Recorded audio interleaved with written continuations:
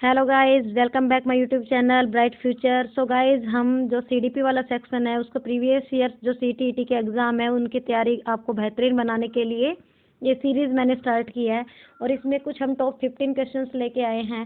So guys, let start now.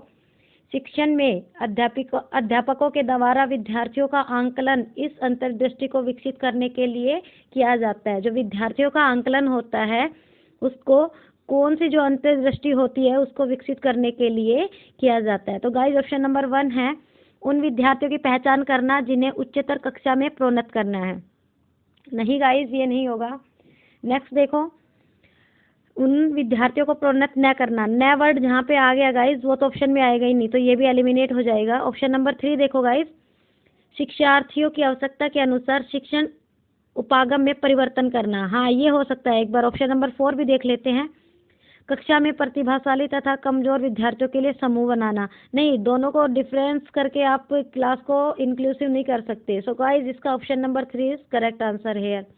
Next question देखो guys, अधिगम अनुभवों को इस प्रकार से आयोजित किया जाना चाहिए। जो हमारे लर्निंग एक्सपीरियंस है गाइस उनको इस प्रकार आयोजित किया जाना चाहिए जिससे अधिगम को इफेक्टिव बनाया जा सके, सार्थक बनाया जा सके। नीचे दिए गए अधिगम अनुभवों में से कौन सा बच्चों के लिए सार्थक अधिगम को सुगम नहीं बनाता है? देखो, जो इफेक्टिव लर्निंग है उसके बारे में बताया कि कौन सा नहीं बनाता है। मैंने बोला नहीं के नीचे अंडरलाइन कर लेना, नहीं अदरवाइज आप ऑप्शन में कंफ्यूज हो जाएंगे। नहीं बनाता। सो गाइस, ऑप्शन नंबर 1 है विषय वस्तु की केवल याद करने के आधार पर पुनरावृत्ति। सो गाइस, इसके अंदर देखो ये पुनरावृत्ति के लिए कह रहा है कि केवल याद करने के आधार पर पुनरावृत्ति। हाँ, ये हो सकता है। नेक्स्ट ऑप्शन देखो, क्योंकि ये नहीं कह रहा है। विषय वस्तु पर प्रश्न बनाना, ये तो होगा, ये तो सही है। प्रकरण पर परिचर्चा और वाद विवाद, जो डिबेट होता है वो भी करना जरूरी है, तो ये भी सही है। प्रकरण पर प्रस्तुतिकरण, हाँ एक्सप्लेनेशन, ये भी जरूरी है। तो गाइज, इसका जो ऑप्शन 1 है वो नहीं करता पुनरावृत्ति, ओनली केवल याद करने पर उसको प्रोत्साहित नहीं करता। सो गाइज, चलते हैं हमारे नेक्स्ट क्वेश्चन पे। बच्चों को शाब्दिक या गैर शाब्दिक दंड देने का परिणाम होता है। जो हमारे वर्बल और नॉन वर्बल जो हम पनिशमेंट देते हैं बच्चों को, उसका परिणाम क्या होता है? उन्हें कार्य करने के लिए प्रेरित करना? नहीं, उसको यदि हम दंड दे रहे हैं, उसको पनिश कर रहे हैं, तो हम प्रेरित नहीं कर रहे, उसको मोटिवेट गाइज नहीं कर रहे, तो मोटिवेशन इसमें नहीं। ये वाला ऑप्शन एलिमिनेट हो जाएगा। ये तो सही है क्योंकि हम उसको दंड नहीं देंगे यदि हम उसको मोटिवेट करेंगे तो। ऑप्शन 2 देखो, बच्चे की छवि की सुरक्षा करना। हाँ, ये भी सही है, उसके लिए भी हम दंड नहीं देंगे। उनके अंकों में सुधार करना, उनके स्वयं के प्रति अवधारणा को नष्ट करना। गाइज, ये जो दंड के अंदर आता है कि जो उनके अंदर खुद की जो इंटेंसिटी है वो खुद स्व अध्ययन करने की, तो वो इसको ये ऑप्शन नंबर 4 यहाँ पे करेक्ट होगा। सो गाइज, जब हम नेक्स्ट देखते हैं गाइज, इसके अंदर देखो जो क्वेश्चन नंबर सॉरी गाइज, मैंने ये इसके आंसर इरेज हो गया है। तो 11 नंबर 3 इसका सॉरी, ये फर्स्ट है, इसका 3 है और इसका हमने किया था ये वाला। नेक्स्ट देखो गाइज, इसके अंदर देखो गाइज, निम्नलिखित में से कौन सा प्रारंभिक बाल्यावस्था अवधि के दौरान उन भूमिकाओं एवं व्यवहारों के बारे में जानकारी प्रदान करते हैं जो एक समूह में स्वीकार्य है? देखो, जो प्रारंभिक बाल्यावस्था जो हमारी गाइज होती है उसके अंदर उन भूमिकाओं जो हमारी चाइल्डहुड है उसके अंदर बताना है कि कौन सा स्वीकार्य है। भाई बहन और अध्यापक, अध्यापक एवं साथी, साथी एवं माता पिता, माता पिता एवं भाई बहन। जो गाइज इसके अंदर जो व्यवहार के बारे में जो जानकारी प्रदान करते हैं वो हमारे माता पिता एवं भाई बहन। तो ऑप्शन नंबर 4 इसका करेक्ट आंसर होगा। नेक्स्ट क्वेश्चन की ओर चलते हैं गाइज। विद्यार्थियों को स्वच्छता के लिए प्रेरित करने हेतु उन्हें स्वच्छता समिति का सदस्य बनाना प्रतिबिंबित करता है। क्या करता है गाइज? प्रेरणा की सामाजिक सांस्कृतिक संकल्पनाएं, प्रेरणा का व्यवहारवादी उपागम, प्रेरणा का मानवतावादी उपागम, प्रेरणा का संज्ञानात्मक उपागम। देखो, स्वच्छता के लिए तो स्वच्छ कार्य हम कहाँ कर रहे हैं कि हमारे एक सामाजिक, हमारी जो सोशल रेस्पॉन्सिबिलिटी है उसके लिए। सो गाइज, इसका आंसर क्या होगा? Option number 1। नेक्स्ट क्वेश्चन देखो गाइज, निम्नलिखित में से कौन सा आयु समूह प्रवर्ती बाल्यावस्था श्रेणी के अंतर्गत आता है? जो प्रवृत्ति, जो हमारा रिवर्स जिसको हम बोलते हैं, उसको प्रवृत्ति बाल्यावस्था, मतलब जैसा हम कुछ करेंगे वैसा ही उसको अनुकरण जिसको हम बोलते हैं वैसा ही पुनः उसको बच्चा करेगा। तो वो जो प्रवृत्ति बाल्यावस्था होती है वो हमारी कौन सी होती है? 6 to 11 ईयर, ये आएगा गाइज इसमें। नेक्स्ट क्वेश्चन देखो गाइज, आर्जव तर्क देता है कि भाषा विकास व्यक्ति की नैसर्गिक प्रवृत्ति से प्रभावित होता है, जबकि सोनाली जो है वो महसूस करती है कि यह परिवेश से प्रभावित होता है। आर्जव और सोनाली के बीच यह चर्चा किस विषय में है? ये हमें बताना है। ये दो बच्चे हैं, वो आपस में तर्क कर रहे हैं। तो उन्होंने कहा है कि जो भाषा है वो व्यक्ति के नैसर्गिक प्रवृत्ति से प्रभावित होती है, ये आर्जव ने बोला है। जो सोनाली है वो कहती है कि परिवेश से प्रभावित होता है। तो ये किस पे तर्क कर रहा है? देखो, चुनौतीपूर्ण और संवेदनशील ये नहीं आएगा गाइस।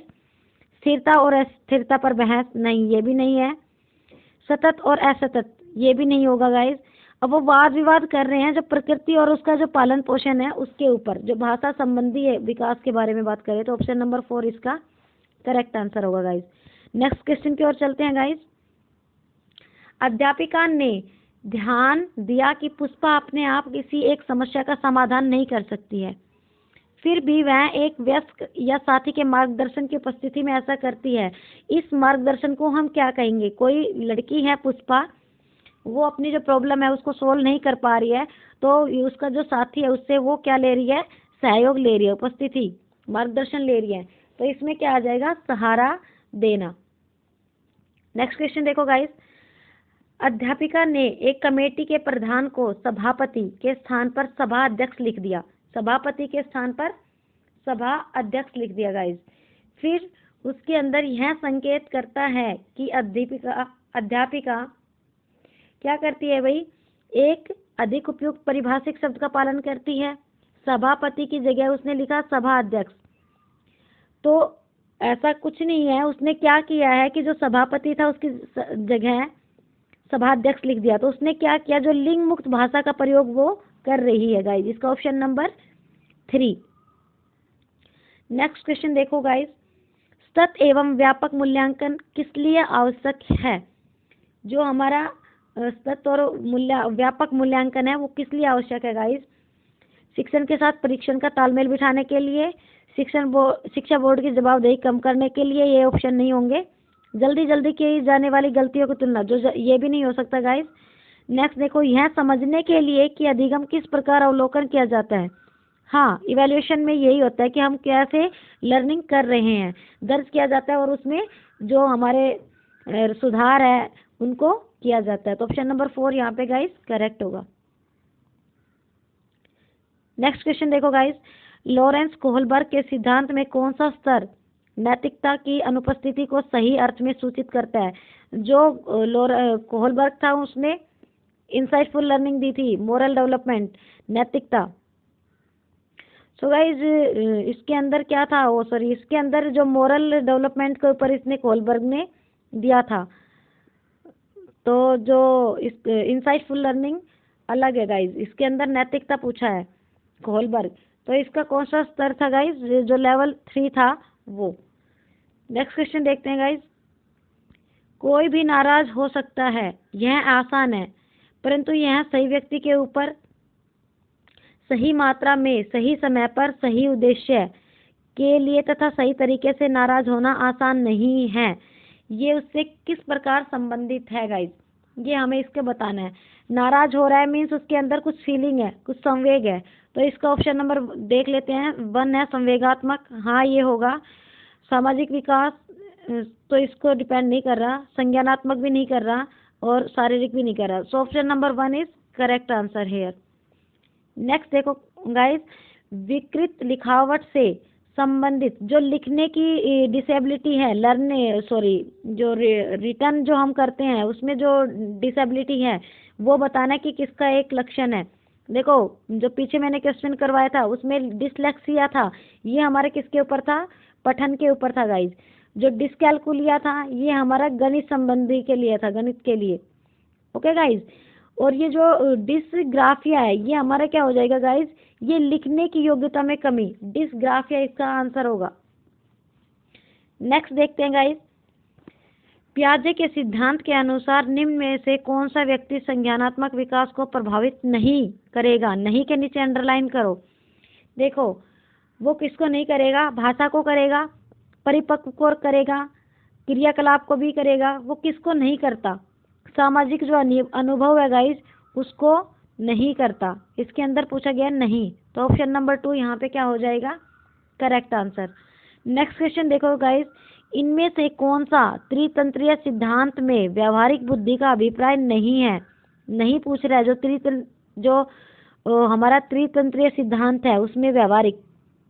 तो गाइज उसके अंदर देखो, इसके अंदर पर्यावरण का पुनर्निर्माण करना है, इस प्रकार के पर्यावरण का चयन करना जिसमें आप सफल हो सकते हो, ये भी होगा। पर्यावरण के साथ अनुकूलन करना, ये भी होगा। तो इसमें पूछा नहीं है। केवल अपने विषय के व्यावहारिक रूप से विचार करना, केवल अपने विषय, ये जो इसके अंदर पूछा गया है। सो गाइज ये इसका जो ऑप्शन नंबर 2 है वो नहीं पूछ रहा है, तो इसका ऑप्शन नंबर 2 कौन सा होगा? ऑप्शन नंबर 2 करेक्ट होगा। सो गाइज ये थे हमारे टॉप 15 क्वेश्चन। गाइज हमेशा क्वेश्चन पैटर्न यही आता है, नहीं आप ज़्यादा से ज़्यादा आप गाइज प्रैक्टिस करो। प्रैक्टिस करने से गाइज आपको क्या है, आप एलिमिनेट करोगे और आपके क्वेश्चंस सही जाएंगे। थोड़ा सा अपने माइंड के अंदर स्टेबिलिटी बना के कंसंट्रेशन से यदि आप एग्ज़ाम को करोगे तो वो क्रैक हो जाएगा। सो गाइज ये मेरा चैनल है ब्राइट फ्यूचर, आप इसको लाइक शेयर एंड सब्सक्राइब करना न भूलें। Thanks for watching guys.